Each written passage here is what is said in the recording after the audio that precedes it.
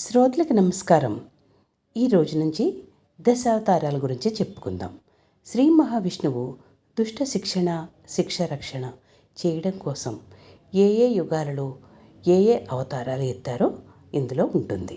హిందూ సనాతన ధర్మంలో శ్రీ మహావిష్ణువు ధర్మ రక్షణ కోసం, దుష్ట శిక్షణ కోసం భూమిపై అవతరించిన 10 ప్రధాన రూపాలను దశావతారాలు అంటారు. ఇవి కేవలం కథలు మాత్రమే కాకుండా మానవ పరిణామ క్రమాన్ని, మానవ జీవన విధానాన్ని మరియు ధర్మాన్ని సూచిస్తాయి. ముందుగా చెప్పుకున్నది మత్స్యావతారం. మత్స్యావతారం శ్రీ మహావిష్ణువు యొక్క మొదటి అవతారం. సత్యవ్రత మహారాజు ఒకసారి నదిలో తర్పణం చేస్తున్నప్పుడు ఆయన చేతిలో ఒక చిన్న చేప పడింది. ఆ చేప తనను రక్షించమని కోరగా రాజు దాన్ని ఒక పాత్రలో ఉంచాడు. కానీ ఆ చేప క్రమంగా పెద్దదవుతూ చివరకు సముద్రంలో కూడా ఎమ్మడనంత విస్తారంగా మారింది.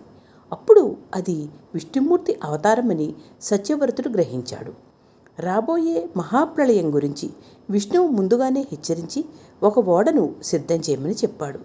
ప్రళయం వచ్చినప్పుడు జీవరాశులను, ఋషులను మరియు వేదాలను రక్షించి కొత్త సృష్టికి మార్గం సుగమం చేశాడు.